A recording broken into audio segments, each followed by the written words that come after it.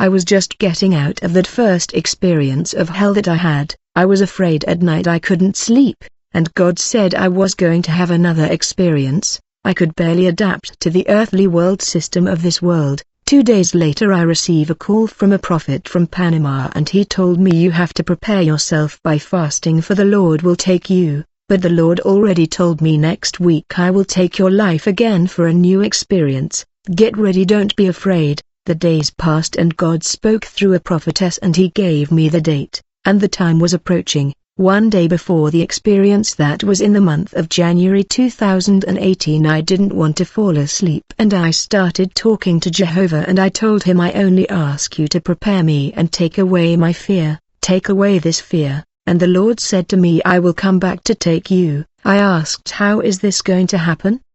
But there was only the silence of God. When the day arrived and in the morning, I remember that I was normal like any day. But I was thinking about many things, and I heard the voice of God. While I could hear him walking, he told me, it will happen at 8 at night. I went to church to pray 2 hours before the service, and I was prostrate praying. Brothers arrived at the church. People filled the altar with many flowers and adorned the altar. They began to pray an hour before the service, and I was still afraid. A young man from the ministry told me not to be afraid, because this will be brief. God is going to deposit a weight of glory. And I told him, how do you know that I'm afraid? He says, I don't know, but I can see fear in you and anguish. But do not be afraid, Jehovah is already with you. I felt like a weight had lifted off my shoulders, and I saw that there was already half an hour left, and with half an hour left I began to feel that my breathing was slowing down. I felt like the oxygen began to be cut off from me. That's when I started asking for water. I couldn't inhale oxygen.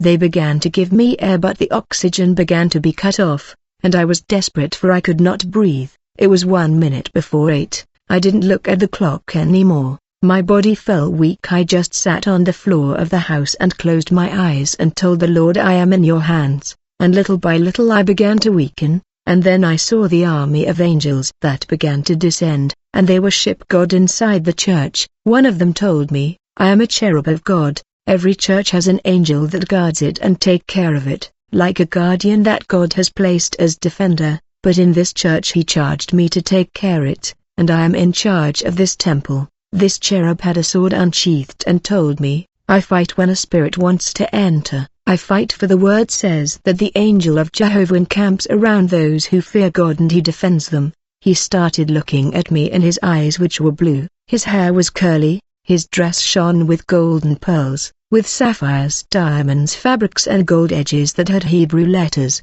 He spoke to me in a heavenly language, not the language of this earth. I lost my speech and I started talking to him in the spirit, and he told me, come out of your body now in the name of Jesus Christ. And I inhaled for a second and I was already out of my body. I looked at my body and saw that I have become two. He made a fence around my body, and the angel told me, I have set up a fence of angels to prevent evil spirit to take over your body, because there is a devil outside this church, wanting to enter, but there is a fence of angels that prevent him from entering. They want to enter to seep into your body, to bathe your body, but do not fear, because the Father awaits us. Your body is covered. Immediately we climb at a tremendous speed, so fast that I feel that no rocket rises as fast as the spirit. When I came out of the body, I didn't see the walls or ceiling anymore. I was observing a grey cloud that covers the entire atmosphere, and he told me, look, they are demons that are in the atmosphere of the earth, but the church is asleep. The church is not doing spiritual war. We ascended to the second heaven, and I saw a giant spirit that was tied, and my companion told me that he's watching what happens on the earth, but he's still tied. But there is a demon at his command that comes down to earth, and that giant spirit told him, go down to earth, cause accidents, lower the likes of the churches, cause dissension, divisions, strife, gossip, quarrels, sow adultery within the church, fornication within the church, homicide within the church, spiritual death within the church, put sleep in the lives of those that are going. Listen to the word of that God. Put problems for them so that they do not go to praise. A cloud of demons that under this giant principality that was bound in space. The cherub told me, look, this is what is happening today. thousands of demons have entered the churches, but go and tell the church from the Father that it is time to make spiritual war and binds the strong man who command the principalities and the hosts of darkness. The church must raise his voice like a trumpet and break the spells and break the empires of darkness. I felt that something was not absorbing inside, and I began to see giants who were sitting on the thrones in the second heaven, and my companion told me this is where you will find great demons that prevent the prayer of the church from reaching the throne of the Lord. There are great demons that are preventing the Father's blessing from coming down to the church, and he told me Michael was sent to fight and to strip the air, and so that the blessing and response to Daniel descended. There was a demon called the Prince of Persia that prevented the answer from going down to Daniel, but Jehovah sent his angel to fight to strip the air and confuse the demons that are in the second heaven.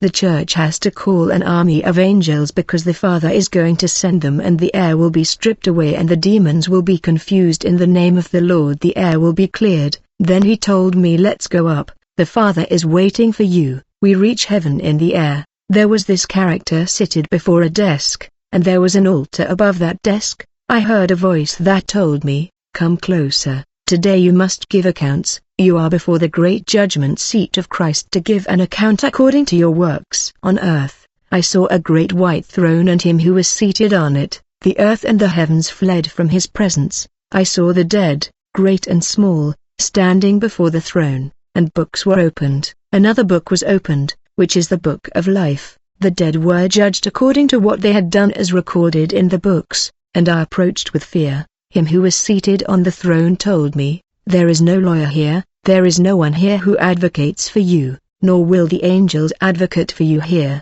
There is only one judge who will judge you and sentence you according to what you have done on earth. I was scared. I thought I had already died totally and I had to face judgment. I didn't feel anyone at my side, and angels were silent and told me, you are in front of the great court.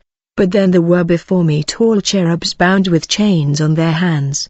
There were angels with chains on their hands, and I was told these angels are the ones that committed evil before my eyes, and the angels which kept not their first estate, but left their own habitation, he hath reserved in everlasting chains under darkness unto the judgment of the great day. They were bound with chains on hand and foot, and I saw that they were thrown into darkness, because of the evil that they did before the Lord. And I stood before him who judged, and he was tall and sublime. He was a supreme God, omniscient, omnipresent, omnipotent, and I began to tremble, and they appeared screens to my right and screen to my left, and he told me, I will show you your life, and he began to show me from my birth. He told me on November 13, 1999 you arrive at the earth, you began to breathe the air of the earth, and he started to tell me, look, this is what you did. I saw our evangelism. He said, you want souls for me, but now these are your bad actions that will appear, and I was afraid and was trembling, when suddenly he extended his hand, and the screen appeared blank on the right and on the left. I looked at the blank screen and he told me, there are no record of bad actions, because he who comes to me and repents with all his heart, I forgive and forget his sins. I leave the past back and I will never remember his sins again. He told me, your bad deeds are forgiven, taken away with my blood. There is no condemnation for him who believed in me, the Son of God. I have found a righteous on earth. Then I looked at the crowd behind me that began to give over accounts to the one who judged the living and the dead.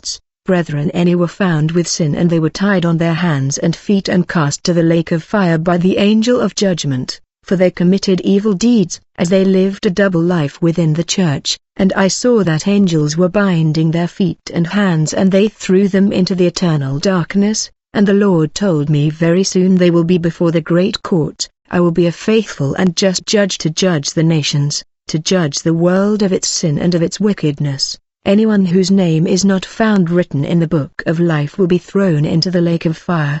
Suddenly he told me, well done, good and faithful servant, thou hast been faithful over a few things. I will set thee over many things. Enter thou into the joy of thy Lord. That door opened and he told me, come through the door. I am the door. I am the way, the truth and the life, and no one can go